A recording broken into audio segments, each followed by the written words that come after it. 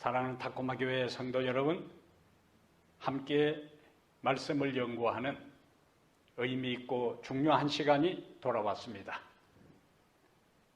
오늘 함께 말씀을 연구하기 위해서 이 방송을 경청하는 모든 분들에게 하나님께서 큰 깨달음과 은혜 주시기를 중심으로 기원합니다. 이제 오늘 우리가 함께 연구할 하나님의 말씀은 에스더 9장 11절부터 19절입니다. 에스더 9장 11절부터 19절 다 같이 성경을 찾아서 함께 보겠습니다. 에스더 9장 11절 그날에 도성수산에서 도륙한 자의 수효를 왕께 아뢰니 왕이 왕후 에스더에게 이르되 유다인이 도성수산에서 이미 500명을 죽이고 멸하고 또 하만의 10아들을 죽였으니 왕의 다른 지방에서는 어떠하겠느냐. 이제 그대의 소청이 무엇이냐 곧 허락하겠노라. 그대의 요구가 무엇이냐 또한 시행하겠노라 하니 에스더가 이르되 왕이 만일 좋게 여기시면 수산에 사는 유다인들이 내일도 오늘 조서대로 행하게 하시고 하만의 10아들의 시체를 나무에 매달게 하소서 하니 왕이 그대로 행하기를 허락하고 조서를 수산에 내리니 하만의 10아들의 시체가 매달리니라. 아달월 14일에도 수산에 있는 유다인이 모여 또 300명을 수산에서 도륙하되 그들의 재산에는 손을 대지 아니하였고 왕의 각 지방에 있는 다른 유다인들이 모여 스스로 생명을 보호하여 대적들에게서 벗어나며 자기들을 미워하는 자 7만 5천 명을 도륙하되 그들의 재산에는 손을 대지 아니하였더라. 아달월 13일에 그 일을 행하였고 14일에 쉬며 그날에 잔치를 베풀어 즐겼고 수산에 사는 유다인들은 13일과 14일에 모였고 15일에 쉬며 이날에 잔치를 베풀어 즐긴지라. 그러므로 시골의 유다인 곧 성이 없는 고을고을에 사는 자들이 아달월 14일을 명절로 삼아 잔치를 베풀고 즐기며 서로 예물을 주더라. 아멘. 오늘은 에스더 9장 11절부터 19절까지를 중심으로 해서 죄의 뿌리를 제거하라. 죄의 뿌리를 제거하라. 이런 주제로 하나님 말씀을 함께 연구하겠습니다. 여기 11절에 보면은 그날에 나오지요. 그 그날에 하는 것은 1절에 나오는 바로 동일한 그날입니다.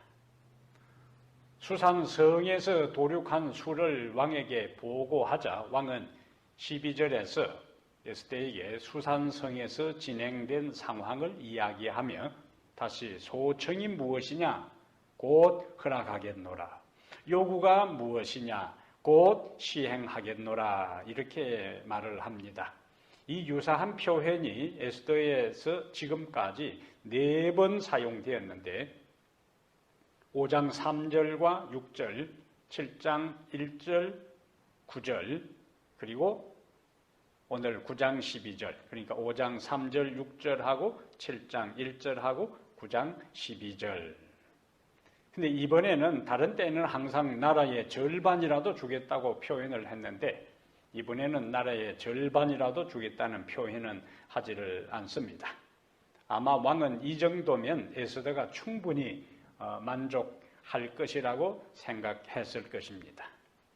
왕은 자기 나라의 그 시민들이 죽은 것에 대해 별 관심이 없습니다.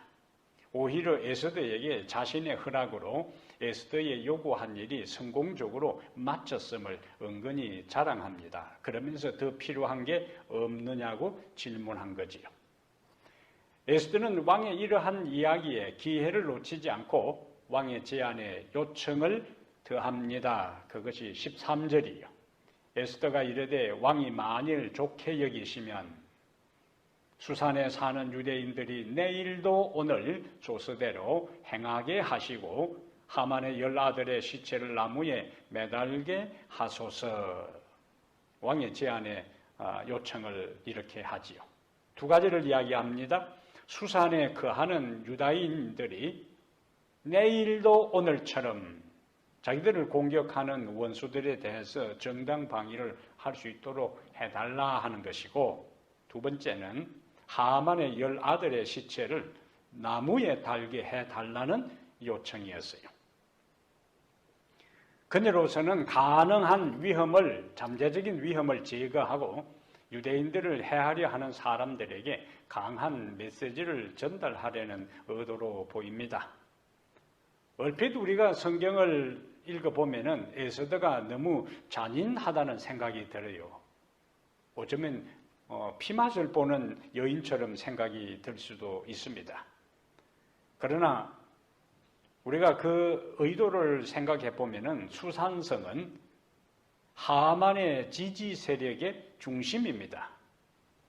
첫날 그들이 유대인들을 공격하려고 하다가 꼼짝없이 정당방위에 걸려서 당했기 때문에 그 다음 날은 그들이 다시 세력을 규합하여 조직적으로 반격을 개시할 수 있는 가능성이 얼마든지 있습니다.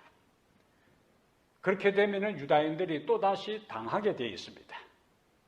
그래서 에스더는 그 세력을 건절하려는 의도와 목적으로 오늘처럼 내일도 정당 방위를 할 수 있도록 해달라고 왕에게 요청을 한 것이지요.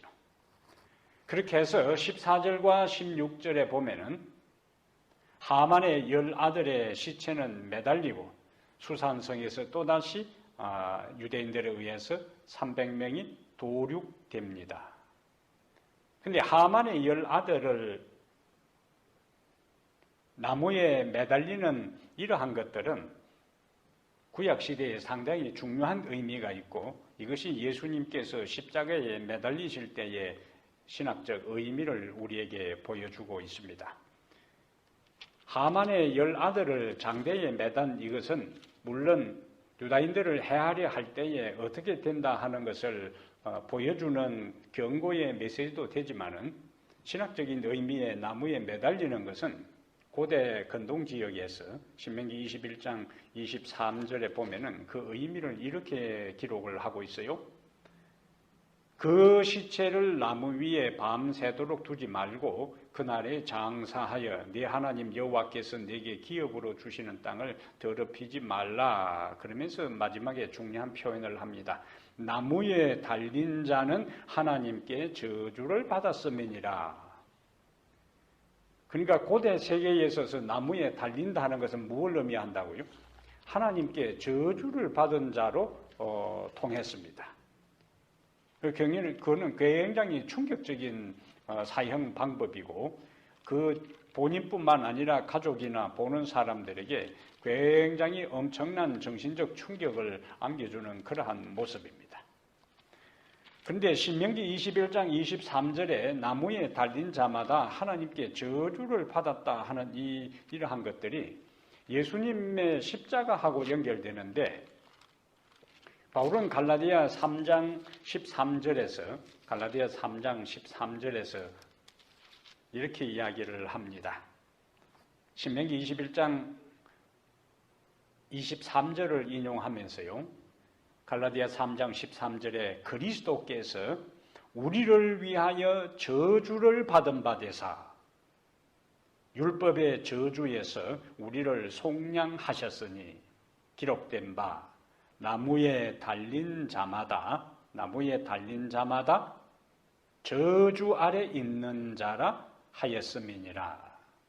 기록된 바 나무에 달린 자마다 저주 아래 있는 자라 하였다 하는 것은 그대로 바울이 신명기 21장 23절을 인용을 한 것입니다. 예수님께서 인간 대신에 십자가 위에서 율법의 저주, 하나님의 저주를 받으셨기 때문에 우리는 더 이상 하나님의 저주를 받는 대신에 하나님의 복과 은혜를 누리게 된 것입니다. 다시 본문으로 돌아왔어요.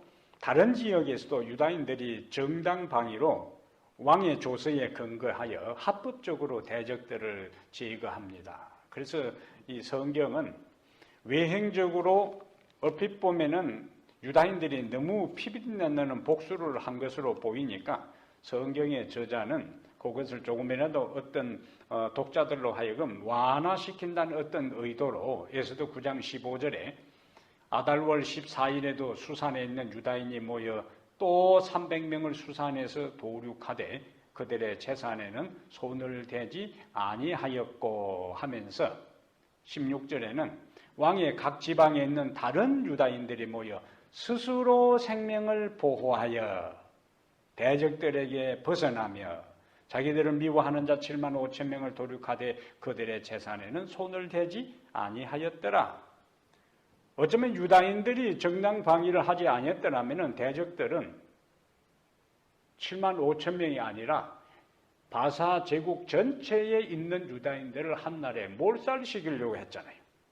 그래서 에스더의 저자는 몰살 당할 위기에 있던 유다인들이 정당 방위로 자기들을 공격하는 7만 5천 명을 죽였다는 것을 강조하면서 그들의 재산에는 손을 대지 않았다는 것을 기록하고 있습니다. 우리가 여호수아서를 읽어 나갈 때에 가나안 정복 시절에는 참으로 외행적으로 잔인한 어떤 모습들이 보여집니다.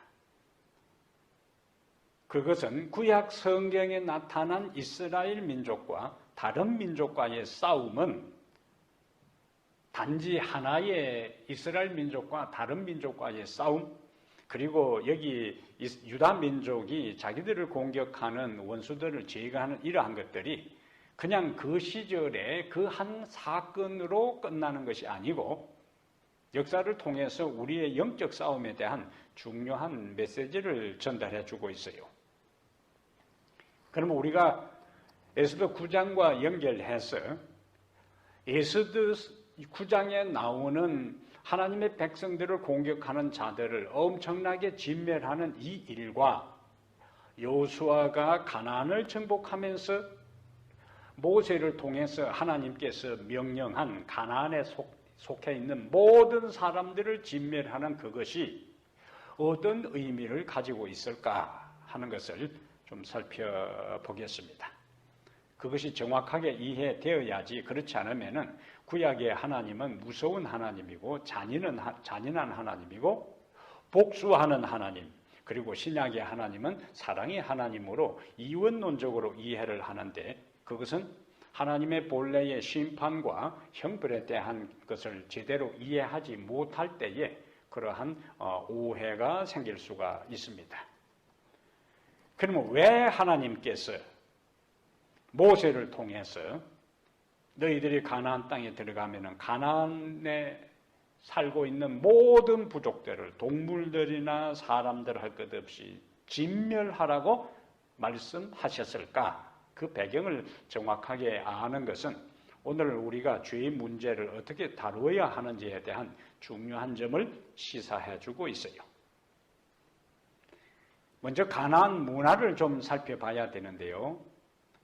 가나안의 유래는 우리가 아는 대로 창세기 9장 18절과 25절에 노아의 셈, 함, 야벳 세 아들 가운데 함의 아들인 가나안, 그 함의 아들, 그러니까 노아의 손자인 가나안의 후손들이 바로 가나안 부족의 조상이 됩니다.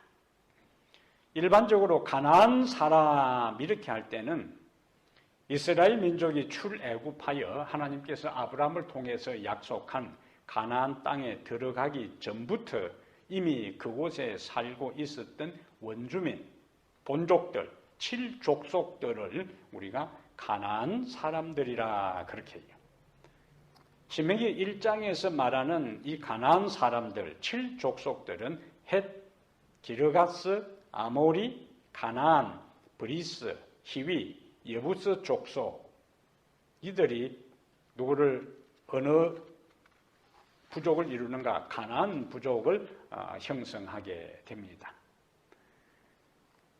이 가나안 문화의 뿌리는 오늘날 메소포타미아 지역인 시나이 평지에서 그들만의 성과 탑을 쌓고 창세기 11장 2절부터 9절에 나오지요.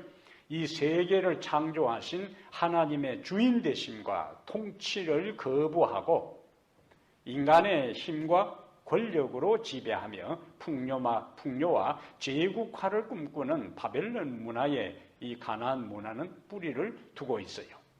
철저하게 가나안 문화는 바벨론 문화를 본류로 삼고 근을 삼고 뿌리를 두고 있기 때문에 하나님께 대항하고 하나님을 거부하고 하나님의 통치를 받아들이지 않고 자신들의 힘과 지혜와 방법으로 세상 제국을 꿈꾼 하나님의 나라 대신에 세상 왕국을 꿈꾸는 그 바벨론 문화가 고스란히 어디로 흘러들어왔는가? 가나안 문화로 흘러들어왔어요. 따라서 이들은 안정된 농경 생활과 상업으로 엄청난 부를 이루고 있었고 이들은 농경 사회의 풍요와 다산을 기원하고 염원하면서 자기들이 스스로 신을 만드는데 그 신이 바로 바알과 아세라, 이 아세라가 또 다른 곳에는 아스다로, 아세라와 아스다로 등의 우상을 만들어 섬기게 됩니다. 이스라엘 역사를 우리가 읽을 때 바알 신이 굉장히 많이 나오잖아요. 또 아세라 신, 아스다로 신이 많이 언급됩니다. 바알은 풍요를 가져오는 농경사회에서 가장 중요한 것이 태양과 비잖아요. 그래서 이 바알은 풍요를 가져오는 비와 폭풍을 주관하는 남신입니다. 남신. 그래서 농경사회에 농사를 짓는데 가장 필수적인 강한 힘을 가진 소를 형상화하여 만들어진 신이 바로 바알신이요. 그 다음에 자주 언급되는 여신 아세라 또는 아스다롯은 바알의 배우자요. 바알신의 아내가 바로 아세라신 아스다롯이고 다산을 상징하는 여사제, 여신입니다. 그래서 이 가나안 땅에 사는 사람들은 바알과 아세라를 섬기면서 어떤 생각을 가지고 있었냐면은 바알과 아세라의 성적 교접으로 인하여 풍부한 생산을 가져온다고 믿었어요. 그러다 보니까 사람은 어떤 종교, 어떤 신, 어떤 차원, 어떤 수준의 신을 경배하고 섬기느냐에 따라서 경배자의 도덕적, 윤리적, 영적 수준이 결정되는데 바알과 아세라의 성적 교접에 의해서 풍부한 생산을 가져온다고 믿으니 바알을 숭배하고 아세라를 숭배하는 사람들도 똑같이 성적으로 도덕적으로 극심한 타락과 음란에 빠져들었던 겁니다. 이것이 이스라엘이 가나안 땅에 들어가기 전에 가나안에 살고 있는 사람들의 실상이었어요. 이러한 것을 너무나 잘 알고 환멸을 느낀 하나님께서 신명기 20장에 모세를 통해서 특별한 명령을 내립니다. 신명기 20장 찾아보겠습니다. 20장 16절부터 18절까지요. 특별한 명령을 내리는데 신명기 20장 16절 오직 내 하나님 여호와께서 내게 기업으로 주시는 이 민족들의 성읍에서는 가나안 땅을 이야기하지요.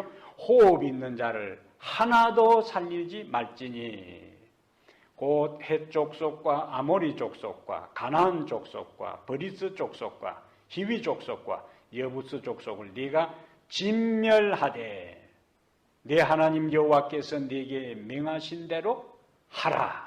진멸하라는 거예요. 이 가나안 7부족에 대해서는 진멸하라. 여호와께서 명령한다고. 그러면서 이유를 설명합니다. 18절에 이는 왜 그들을 진멸해야 하라고 너에게 명령하냐면은 그들이 그 신들에게 행하는 모든 가정한 일을 너희에게 가르쳐 본받게 하여 너희가 너희의 하나님 여호와께 범죄하게 할까 함이니라. 죄는 전염성이 아주 강합니다. 지금 코로나 바이러스가 전 세계에 창궐해서 번져 나가는 것처럼 죄로 오염되는 이것은요, 가나안 땅에 있는 그 죄는 그곳에 들어가는 이스라엘 백성들에게 그 죄의 바이러스는 신속하게 번져서 이스라엘 백성들을 패망시킬 수 있기 때문에 그 모든 죄의 그는 가나안 땅에 있는 죄의 바이러스, 그 원천을 완전히 제거하라는 거예요. 그렇지 않으면 그곳에 들어간 이스라엘 백성들이 자신들도 모르게 그곳에 감염된다는 거예요. 죄의 바이러스에, 코로나 바이러스처럼 죄의 가나안 땅에 있는 죄의 바이러스에, 바알과 아스다롯의 죄의 우상숭배의 바이러스에 자신들도 모르게 감염되어서 죽게 되기 때문에 하나님께서 이렇게 엄격한 명령을 내리신 거예요. 이런 말씀을 읽을 때마다 하나님의 사랑의 모습과 조화되지 않는 것 같아 당황스러울 때가 많습니다. 하지만 하나님께서는 바로 멸망시키도록 바로 심판을 내리시고 형벌하지 않습니다. 반드시 사랑과 자비의 하나님은 회개할 은혜의 기회를 주셔요. 우리가 아는 대로 노아 당시 사람들에게 하나님께서 바로 홍수를 내리지 않고 생각하면 죄를 생각하고 행동하면 죄를 짓는 그들, 모든 마음의 생각의 계획이 가끔이 아니라 항상 악할 뿐임을 하나님께서 보셨지만은 그들을 바로 멸망시키지 않았다는 거예요. 그들에게 회개할 기회를 주셨어요. 구원받을 수 있는 기회를 주셨어요. 하나님께로 돌아와서 살 수 있는 기회를 120년 동안이나 그들에게 제공하고 허락했습니다. 그동안에 노아는 방주의 문을 항상 열어놓고 그들에게 돌아오도록 회개하도록 자신들의 모든 죄에서 돌이키도록 호소했지만은 그들이 끝까지 거절했을 때에 결국에 그들이 망하고 만 거예요. 가나안 사람들의 경우도 마찬가지입니다. 신명기 20장 16절부터 하나님께서 하나도 살리지 말라고 진멸하라고 명령하기 이전에 가나안 땅에 있는 사람들에게도 똑같이 노아 당시의 사람들에게처럼 구원받을 수 있는 은혜의 기회를 그들에게 주셨어요. 어디에서 우리가 그것을 찾을 수 있을까요? 창세기의 그 사실을 우리가 발견할 수 있습니다. 창세기 15장에 하나님께서 아브라함과 대화 가운데에서 하신 말씀이에요. 하나님께서 아브라함을 부르셔서 그리고 그의 후손에게 가나안 땅을 기업으로 주겠다고 약속을 하시는데 그 기업으로 갖게 될 그 시점을 말씀하시는 가운데 우리가 그 의미를 하나님께서 가나안 땅에 있는 사람들에게도 은혜의 기회를 주셨다 하는 것을 알 수가 있어요. 창세기 15장 13절 보겠습니다.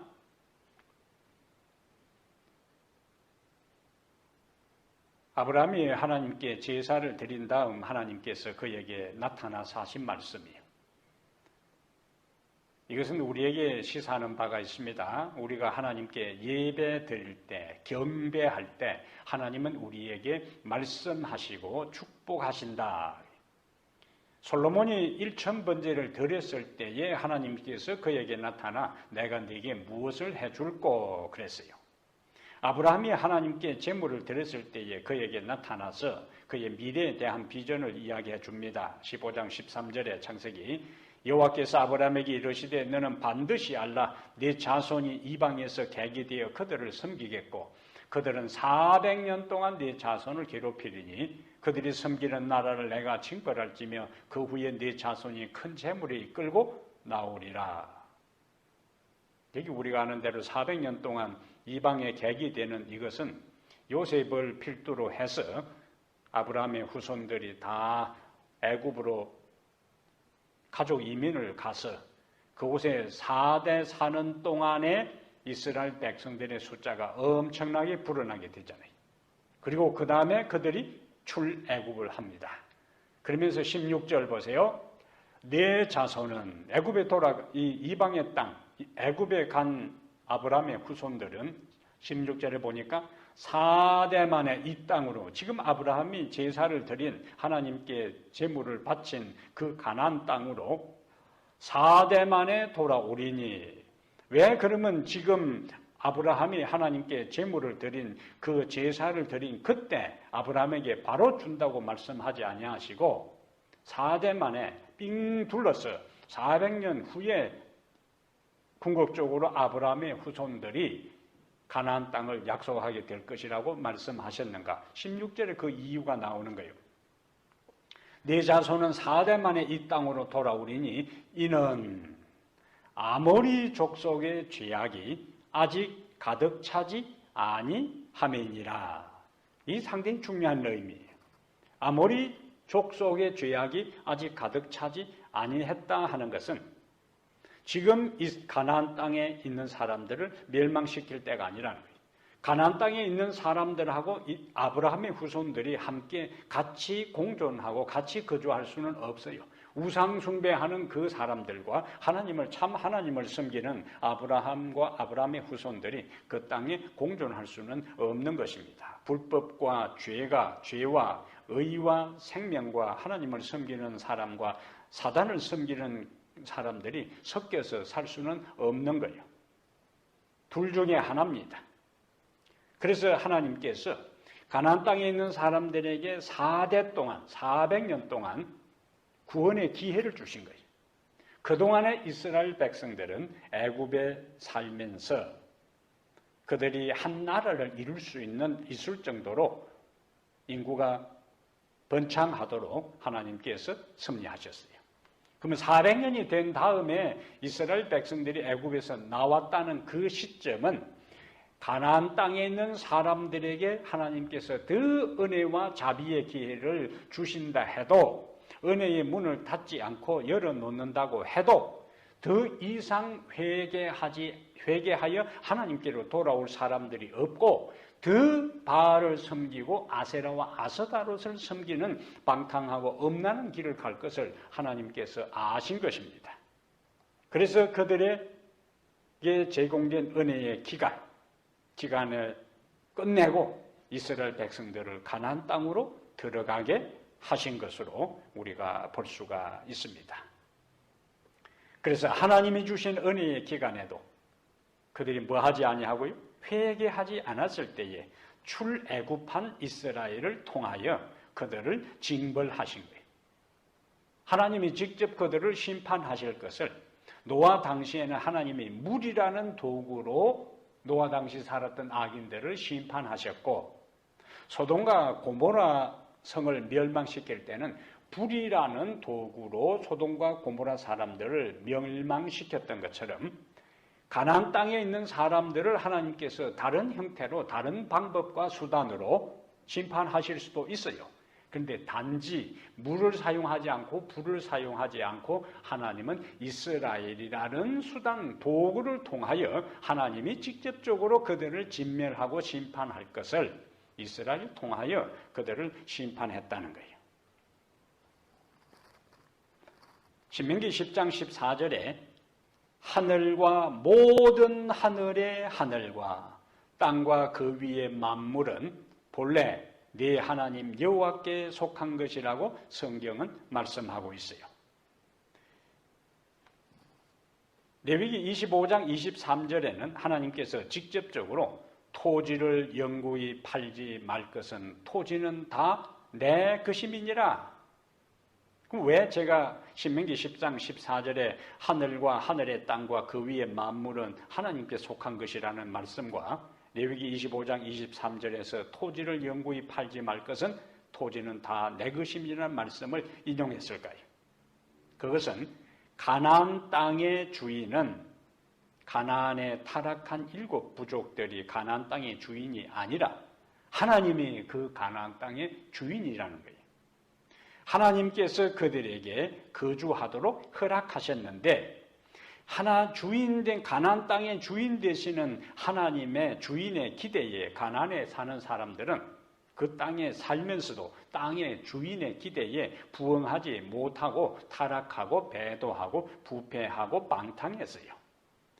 그래서 모세를 통하여 그들을 진멸할 이유를 모세를 통하여 진멸할 이유를 이렇게 말씀합니다. 신명기 9장 4절에 왜 그들을 이스라엘 백성들 앞에서 쫓아내려고 하는가? 신명기 9장 4절이요.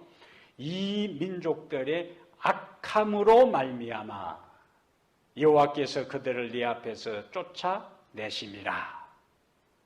그들이 악했다는 거예요. 하나님이 기대한 삶을 살지 않은 거예요. 하나님을 섬기는 대신에 우상을 숭배했어요.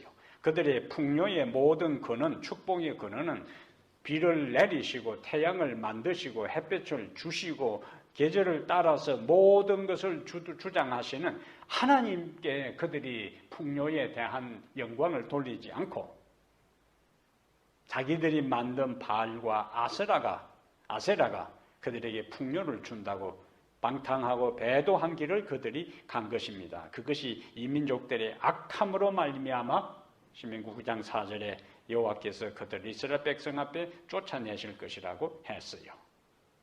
그러면서 신명기 7장 찾아보겠습니다. 신명기 7장 1절부터 4절에 아까 제가 이스라엘 백성들은 하나님의 심판의 도구였다 하는 것을 말씀을 드렸는데 그것이 신명기 7장 1절부터 4절에 나옵니다. 네 하나님 여호와께서 너를 인도하사 네가 가서 차지할 땅으로 들이시고 네 앞에서 여러 민족, 다시 또 7부족이 나와요. 헷 족속과 기르가스 족속과 아무리 족속과 가나안 족속과 브리스 족속과 히위 족속과 여부스 족속 곧 너보다 많고 힘이 센 7 족속을 쫓아내실 때에 하나님이 직접 그렇게 하지 않고 2절에 네 하나님 여호와께서 그들을 가나안 7 부족들을 네게 넘겨 네게 치게 하시리니 그때에 너는 그들을 진멸할 것이라. 그들과 어떤 언약도 하지 말 것이요 그들을 불쌍히 여기지도 말 것이며 또 그들과 혼인하지도 말지니 네 딸을 그들의 아들에게도 주지 말 것이요 그들의 딸도 내 며느리로 삼지 말 것은 왜 그런가? 그가 네 아들을 유혹하여 그가 여호와를 떠나고 다른 신들을 섬기게 하므로 여호와께서 너희에게 진노하사 갑자기 너희를 멸하실 것임이니라. 여기 중요한 내용이 나오지요.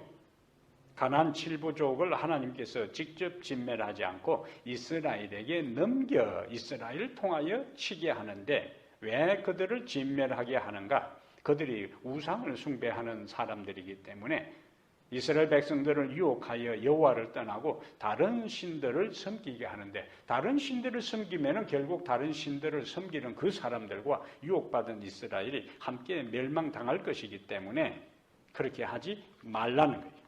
동참하지 말고 그들을 진멸하라. 가나안 7족속이 이스라엘 백성의 가장 위협이 되는 요인은 이들의 우상 숭배의 악습들이었어요.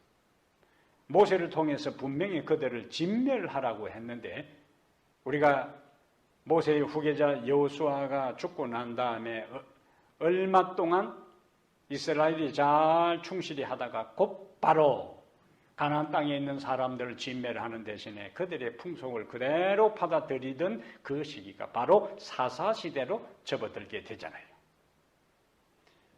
결국 이스라엘 역사를 우리가 되돌아보면은 가나안 7족속을 멸절시키라는 하나님의 명령을 철저하게 이행하지 않았기 때문에 결국 가나안 족속들이 섬기던 우상에 물들어 북방 이스라엘과 남방 유다가 망하게 되었습니다. 이러한 모습은 우리에게 어떤 메시지를 전해줄까요?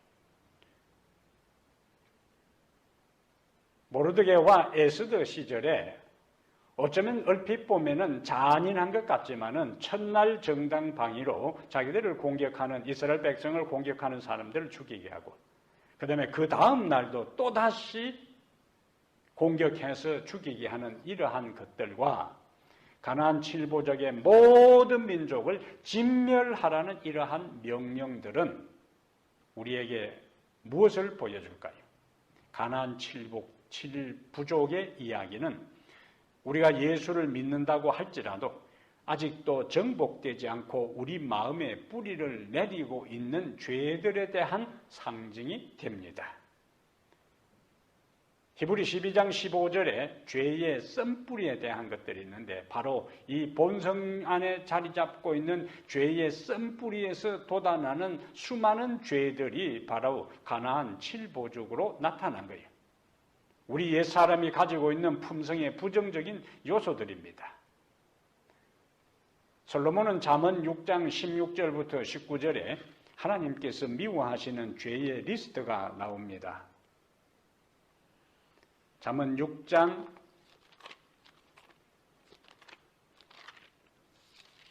16절부터 19절에요. 잠언 6장 16절부터 19절.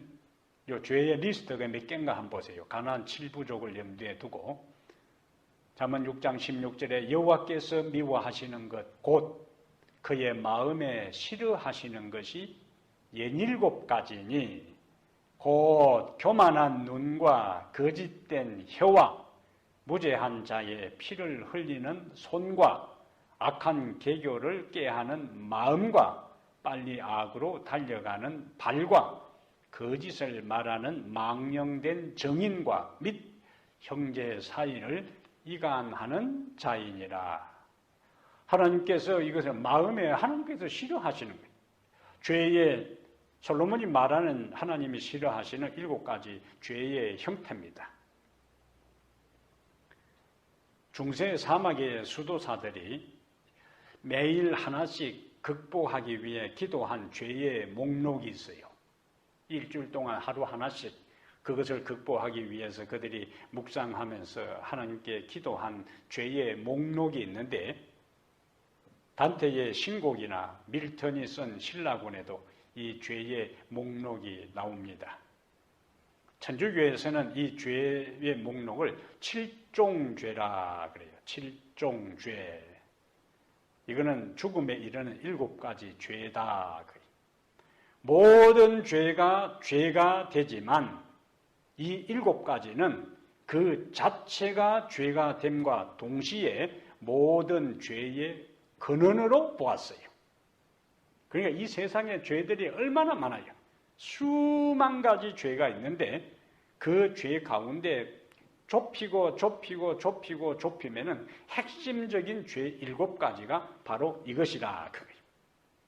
그래서 이 7가지는 그 하나하나가 죄가 됨과 동시에 그 하나하나로부터 수많은 죄들이 파생된다고 보았습니다.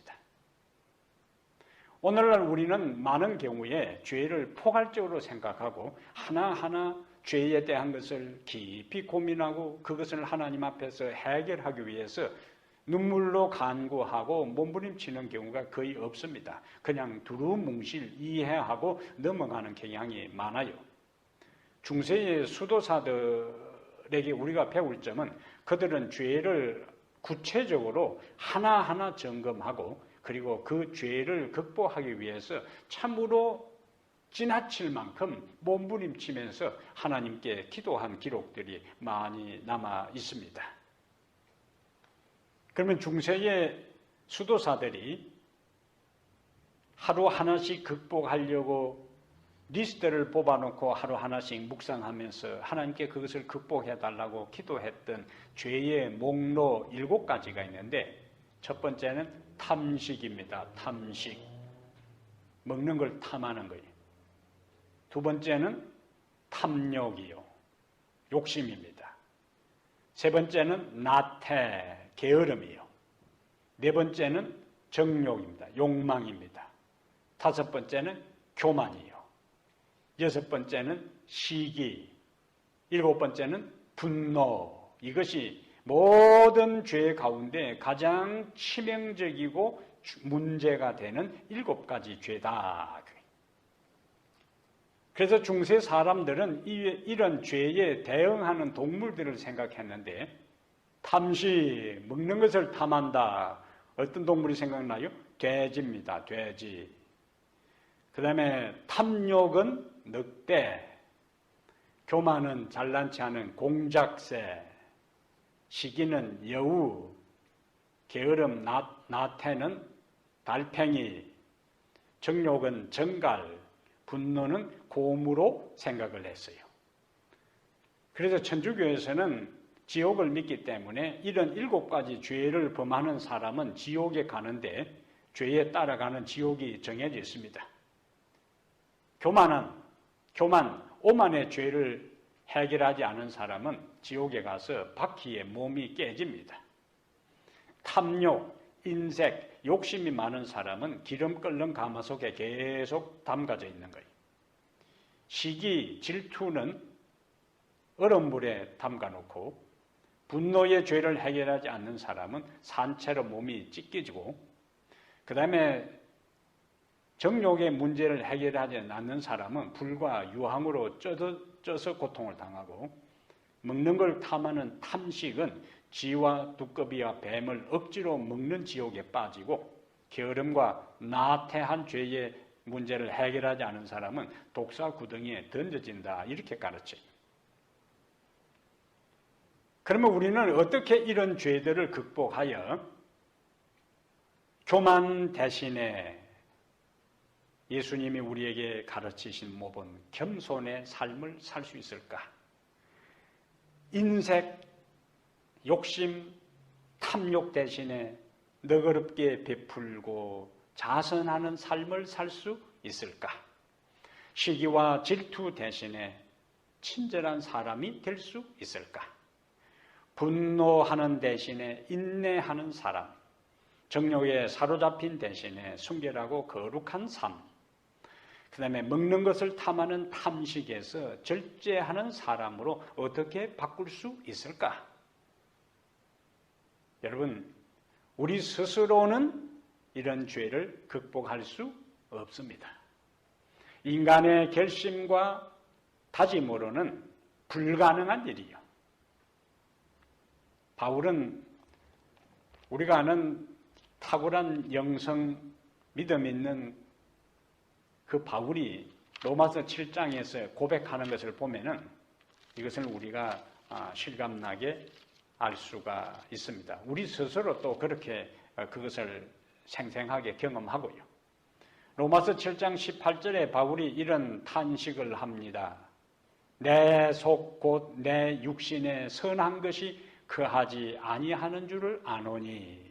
바울처럼 그 고매한 인격과 탁월한 영성을 가진 사람이 어떻게 고백한다고요? 자기 속에 선한 것이 없다고요. 원함은 내게 있으나 선을 행하는 것은 없노라. 19절에 내가 원하는 바 선을 행하지 아니하고 도리어 원하지 아니하는 바 악을 행하는도다. 그러면서 이렇게 고백합니다. 21절에 그러므로 내가 한 법을 깨달았노니 곧 선을 행하기 원하는 나에게 악이 함께 있는 것이로다. 이렇게 탄식합니다. 24절에 오호라 나는 공고한 사람이로다. 이 사망의 몸에서 누가 나를 건져내랴.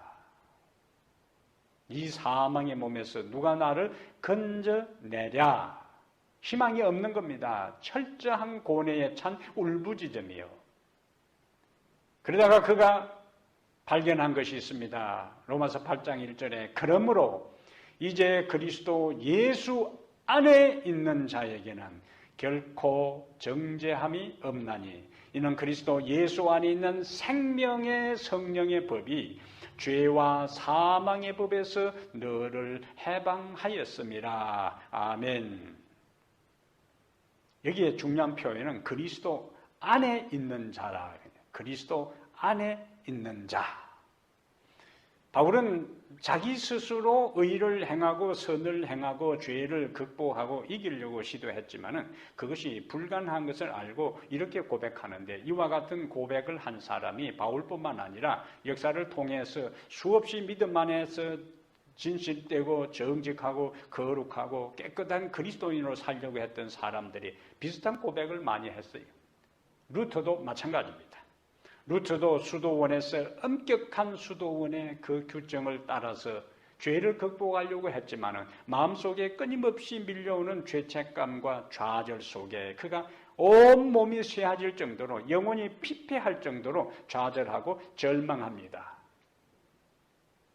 그러나 그 가운데서도 로마서를 통해서 복음을 발견하고 자기의 노력과 수고를 통해서 의를 이루고 죄를 극복하는 것이 아니라 예수 그리스도를 믿음으로 말미암아 죄를 극복하고 그 예수 그리스도 안에 있는 자를 하나님께서 정죄하지 아니하고 의롭다고 인정한다는 사실 앞에 그가 자유를 경험하게 돼요.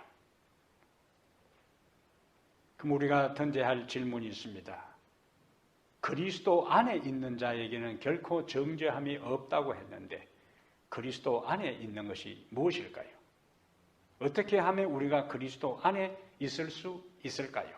그리스도 안에 있게 될 때에 예수 안에, 우리가 예수 안에 있고 그러면은 예수 안에 있는 생명의 성령의 법이 죄와 사망의 법에서 우리를 해방시킨다고 했는데 예수 안에 있으면은 모든 문제가 해결되는 겁니다. 그럼 어떻게 하면 우리가 예수 안에 있을 수 있는가? 예수님이 사단과의 시험에서 광야에서 사단과의 시험에서 승리한 것은 우리가 마태복음 4장에 보니까 사단이 시험으로 공격할 때마다 예수님은 말씀으로 응수하셨어요. 기록되었으되 그것이 예수님의 무기였습니다. 예수님이 그 말씀을 인용하실 때마다 그는 이미 기도로 그 마음이 철저하게 무장된 상태에 있었어요. 성령이 그에게 있었어요. 그가 잉태될 때부터 하나님의 성령이 그와 함께 하셨고 그가 메시아로서의 사명을 받아서 공식적인 사명을 수행하기 위해서 침례를 받을 때에 성령이 그와 함께 하시고 그 성령이 그를 광야로 이끄셨어요. 그러면서 그는 끊임없이 기도의 삶을 살았습니다. 예수님께서 성령으로 잉태되고 성령의 이끄심을 받고 그가 끊임없이 기도의 삶을 살았기 때문에 그는 하나님 안에 있었고 성령이 그 안에 있었기 때문에 말씀이 그것이 파워로 나타난 거예요. 능력으로 나타난 거예요. 사단을 물리칠 수 있는 놀라운 능력으로 역사하게 된 거예요. 그러므로 오늘 우리가 예수님 안에 있을 수 있는 비결은 어떻게 예수님 안에 있게 되는가 하는 것은 말씀과 기도입니다. 말씀과 기도를 통하여 우리가 예수님 안에 있게 되는 거예요. 말씀과 기도 외에는 우리가 예수님 안에 있을 수 있는 방법이 없습니다.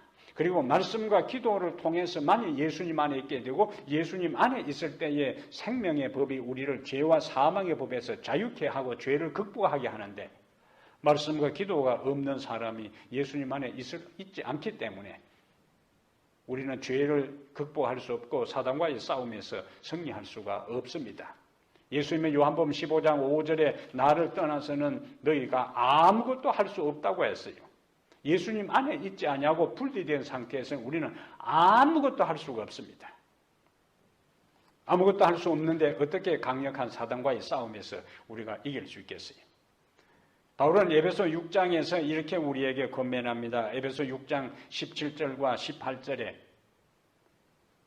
영적 싸움에서 마귀를 대적하는 영적 싸움에서 우리가 승리할 수 있는 무장하는 그 가운데 핵심적인 걸 말씀하는데요. 에베소 6장 17절에 구원의 투구와 성령의 금 곧 하나님의 말씀을 가지라. 여기 하나님 말씀이요. 근데 그 하나님 말씀이 뭐냐? 성령의 금 칼이라는 거예요. 그러면서 연이어 이야기합니다. 18절에 모든 기도와 간구를 하되 항상 그다음에 또 뭘 하냐면 성령 안에서 기도하고 이를 위하여 깨어 구하기를 항상 힘쓰며 여러 성도를 위하여 구하라. 말씀도 뭐하고 연결되어 있어요? 17절에 성령의 금 곧 하나님의 말씀을 가지라. 18절에 모든 기도와 간구를 하되 뭐하고 연결시켰는가? 항상 성령 안에서 기도하고. 그러니까 말씀도 성령과 연결되고 기도도 성령과 연결되는 거예요. 그래서 말씀을 가까이 하는 사람, 성령이 함께하는 사람이고, 기도하는 사람, 성령이 함께하는 사람이에요. 그래서 말씀과 기도하는 사람은 성령이 함께하는 사람이고, 성령이 함께하는 사람은 바로 그리스도의 영이 성령이기 때문에 우리가 그리스도 안에 있게 되는 거예요. 그래서 우리는 사단의 파상 공세를 믿음의 방패뿐만 아니라 그 모든 믿음의 방패, 평안의 복음에 준 진리의 호심경, 모든 것이 뭐하고 연결되는가? 우리가 예수님 안에 말씀과 기도로 함께 할 때에 성령의 말씀과 기도를 통해 역사해서 우리 안에 계신 그 성령이 죄를 정복하고 이길 수 있도록 도와주시는 것입니다. 유다인들이 1차 반격에서 첫날 12월 13일의 반격, 정장 반격에서 그치지 않고 다음 날 도전하는 세력을 뿌리부터 완전히 제거한 것처럼 가난 모든 죄의 세력을 하나님께서 진멸하라고 했던 것처럼 오늘 우리 속에 남아있는 본성의 죄된 뿌리에 남아있는 끊임없이 솟아나려고 하는 우리를 힘들게 하고 넘어뜨리게 하고 유혹하는 숱한 죄들을 이길 수 있는 유일한 비결은 예수 안에 있는 것이고 말씀과 기도를 통하여 성령이 우리 안에 계셔서 기본적인 모든 죄의 뿌리를 성령의 검으로 잘라내야 되는 거예요. 건절시켜야 합니다. 그때 우리는 그리스도 안에서 승리자가 될 수가 있습니다. 사랑하는 여러분, 에스더는 첫날에 이스라엘 백성들이 승리한 것으로 만족하지 아니하고 또다시 그 다음 날도 자기들을 공격해오는 원수들에 대해 완전히 그들을 제거하도록 왕에게 요구했던 것처럼 그리고 그 요구를 왕이 승낙했던 것처럼 우리에게 끊임없이 도전해오는 모든 죄에 대해 그것을 정복하고 극복하고 이길 수 있도록 하나님께 도움을 구할 때 우리의 영원한 왕이 되시는 하나님께서 성령을 우리에게 주셔서 그 죄를 극복할 수 있도록 능력을 주시고 우리는 죄와 사망의 법에서 생명의 법으로 옮겨가는 그리고 자유를 얻게 되는 승리하는 그리스도인이 될 수가 있을 것입니다. 오늘 이 저녁에 이 말씀을 통하여 죄의 뿌리를 제거하고 하나님 안에서 그리스도처럼 승리하는 하나님의 귀한 백성들 다 되시기를 주의 이름으로 축복합니다. 사랑하는 우리 하나님, 귀한 아드님 예수 그리스도 이 땅에 오셔서 인간으로 사셨지만은 그분은 한 번도 죄를 범하지 아니하시고 사단의 무차별한 공격과 수많은 유혹을 받으셨지만 그는 모든 죄를 정복하고 극복하고 이기셨습니다. 승리한 예수 그리스도를 우리가 믿고 따라가기를 원하오니 우리가 주님 안에 있기를 원합니다. 기도로 주님 안에 있기를 원하고 말씀으로 주님 안에 있기를 원합니다. 우리 안에 계신 거룩한 영이시여 기도의 영으로 기도하게 하시고 우리 안에 계신 성령이시여 말씀의 영으로 우리가 말씀을 가까이 할 때에 깨닫게 해 주시옵소서. 그리하여 바울이 에베소 6장 17절 18절에 말씀의 검, 성령의 검, 말씀과 성령이 연결되어 있고 모든 기도할 때에 성령으로 기도하라 했던 것처럼 기도에도 성령이 함께했던 것처럼 우리의 말씀과 기도의 삶에 주의 영으로 함께하여 주시옵소서. 그리고 모든 죄의 유혹을 성령의 검으로 다 자르고 건절시켜서 주님 안에서 승리자가 되기를 원합니다. 우리의 무감각하고 무디어져가는 죄에 대한 모든 것들을 성령께서 예민하게 하사 날마다 작은 죄라도 하나님께서 우리에게 보여주실 때에 그것을 진정으로 회개하고 극복하고 이겨서 하나님께 영광 돌리는 아름다운 생애가 되게 하여 주시옵소서. 우리 주 예수님 이름으로 기도합니다. 아멘.